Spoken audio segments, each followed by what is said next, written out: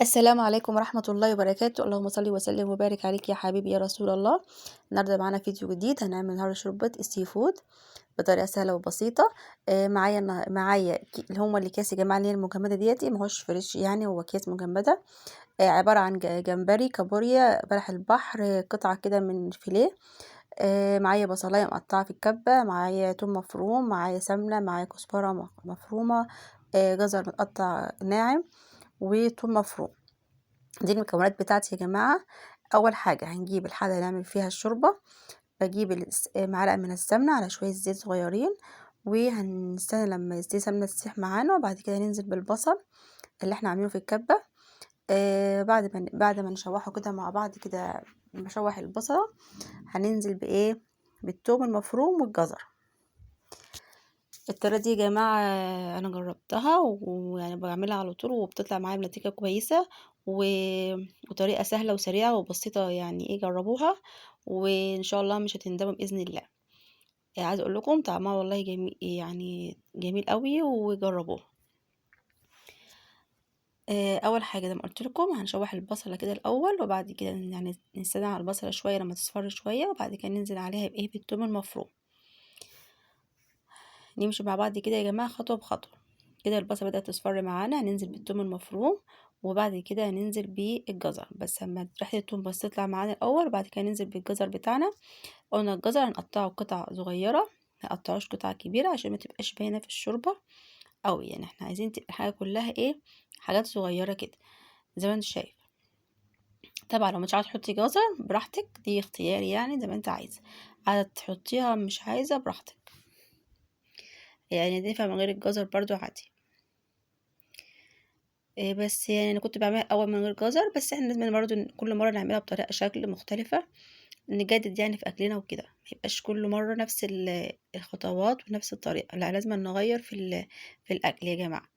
بعد ما شوحنا بقى الثوم والبصل والجزر مع بعض، هننزل بقى بالطبق السي فود معانا اهو، الكابوريا. وطبعا الحاجه دي يا جماعه لما بتكون فريش بتبقى احلى، يعني مش عايزه، انا عايزه اقول لكم يعني على الصراحه. انا بحبش المجمد بصراحه، انا بحب اللي هو بيبقى فريش، بيبقى احلى. بس انا قلت اما اصور معاكم يعني الفيديو دوت، بس ان شاء الله لما اجيب الحاجات دي فريش باذن الله هعملها معاكم تاني. بس انا قلت ايه، اما اصور معاكم كده الفيديو ده. طبعا الحاجه كلها ما تبقى فريش وطازه بتبقى احسن من المجمد، بس يعني الاولاد كانوا طلبوها مني، قلت اما اعملها لهم. طبعا انتوا عارفين يا جماعه الحاجات دي اليومين دول بقت غاليه جدا، والاسعار مبالغ فيها قوي في الكابوريا والجمبري، فالواحد اصلا ما عادش بيعرف يجيب الحاجات دي زي الاول من غلو الاسعار. يعني الحاجات دي يعني شوف احنا جايبينها مجمده بس غاليه، يعني مش عارفه بجد هم بيعملوا كده في السوق يعني، الاسعار مبالغ فيها قوي يعني. نشوح بس زي ما انتم شايفين كده، نقلبه تقليبه حلوه كده عشان ياخد باله من ريحه الثوم والبصل والحاجات اللي احنا حطيناها، واللون بتاعه كمان يتغير معانا وياخد تشويحه حلوه كده مع السمنه والزيت. وننزل عليهم بايه؟ بالميه المغليه يا جماعه. طبعا ما بتاخدش كتير بقى، يعني الحاجات دي اصلا بتبقى مجمده، اصلا ما بتاخدش سوا كتير، يعني هم غلوتين بس كده، الشوربه معانا تتقل شويه وخلاص. وبعد كده نكون بقى نحضر احنا الكريمه اللي احنا هنعملها، لا نحطها عليها. نحط بقى البهارات بتاعتنا ايه، ملح وفلفل، ولو عايز تحطي ممكن تشرحي شويه كمون صغيرين براحتك، بس انا حطيت ملح وفلفل بس. يعني هي بصي الشوربه دي مش محتاجه بهارات، هو ملح وفلفل اللي انا حطيته بس.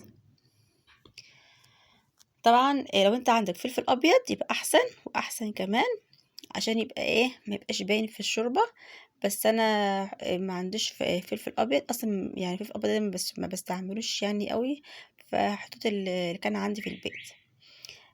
المهم يا جماعه، الكريمه بقى اللي انا احطها بقى، مش هحط كريمه لباني بقى، ما كانش عندي، فانا صرفت بقى ونعمل ايه، كوبايه لبن على معلقتين دقيق، هيديلك يا جماعه نفس النتيجه بالظبط بتاعه الكريمه اللباني بتاعه الطبخ، بنفس نفس الطعم بالظبط والله يا جماعه. هتدوبي معلقتين الدقيق في اللبن، انا حطيت كده معلقتين كده حبه لبن صغير، وبعد كده كملت بالكميه كلها من اللبن. في ناس بيعملوها بالزبادي، في ناس بيرغوت قوي بعملها بالزبادي، بس انا جربت الطريقه بتاعه اللبن والدقيق دي احلى كمان من الزبادي. جربوها بس بالطريقه بتاعتي وهتطلع معاكم نتيجه كويسه والله. ولو حد جربها يا جماعه يقولي في الكومنتات. حط بقى كده بقى الميه بقت غلت، اخدت بقى غلوتين معانا بقى، وميه تقلت معانا شويه الشوربه. هننزل بقى بالكريمه اللي احنا عملناها ساعة ما تحطيها بقى وتقلب غلوتين كده هتلاقي تقلت معاك وبقت مية مية. شوفي المية بقت جميلة، الشوربة بتاعتي بقت جميلة ازاي وبيضة وجميلة ازاي. هي دي النتيجة اللي احنا عايزينها. هتغلي غلوتين كمان وهتلاقيها تخن، يعني تقلت معاكي عن كده. هي كده خفيفة، بس بعد ما تقلب معاكي غلوتين هتلاقيها تقلت خلاص. شوفي تقلت معايا ازاي. بصي بقى اما تيجي تطفي هتحطي رشة كده من الكزبرة او البقدونس او الشبت زي ما انت عايزة. رشة يعني حاجة من التلاتة، لا ده لا ده لا ده. انا غير عندي كزبرة، حطيت حبة كزبرة صغيرين خالص يا جماعة، وتقوم وتطفي. يعني انا طفيت وحطيت الخضرة وقمت طفي يعني. وخلاص ما تسيبهاش بقى تغلي في الشوربة.